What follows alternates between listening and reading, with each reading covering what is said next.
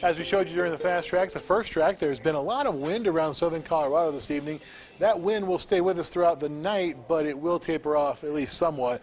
We're not going to see it 40 and 50 miles per hour like we have over the last couple of hours. Rain and snow showers are going to stay with us too for at least the next couple of hours, but a nice Sunday is on tap, so all this rough weather that we're seeing this afternoon, all this wind, all this blowing dust will not be sticking around for too much longer. Speaking of blowing dust, look at the picture from Los Animas in our Bent County Courthouse camera.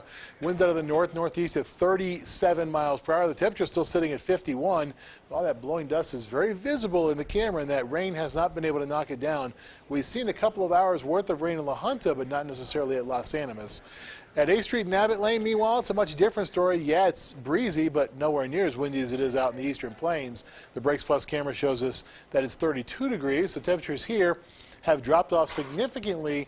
Now that cold air has begun to invade the area from northwest to southeast. These are the wind gusts that we're seeing around there. We showed them to you during the first weather, and they bear repeating. You can see that again, 40 and 50 mile per hour gusts along and east of I-25 are common this hour. That's why it's going to be rough travel along I-70 or along Highway 50 between Pueblo and the Kansas line.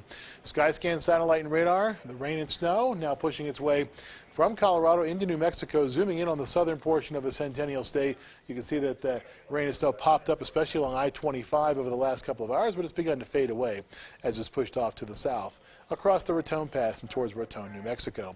Right now, temperatures are in the 40s and 50s in the plains, 42 at the Springs and 51 at Pueblo.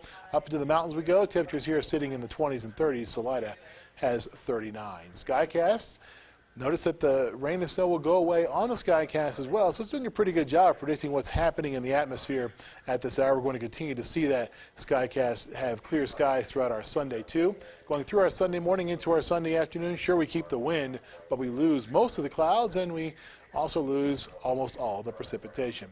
So as we go through our forecast then for the Springs for the 7 days, high temperatures tomorrow, mid to upper 50s. Highs on Monday, lower to middle 70s. Then we drop back as another system comes towards the area from the northwest, Jonathan, back to the mid to upper 40s by Tuesday, but rebounding to the lower 60s by Friday and Saturday. Pueblo, you'll be in the middle 70s.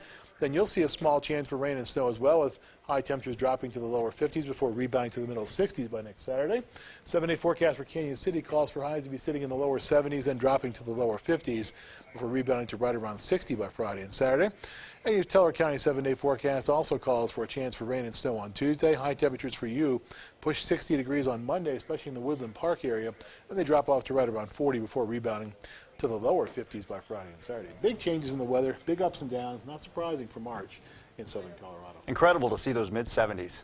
Oh, amazing. Yeah, especially after today. Absolutely. Days when we both have to work, right? Yeah, well, what can you do? And Rob's in next, and he's going to have a look at your sport.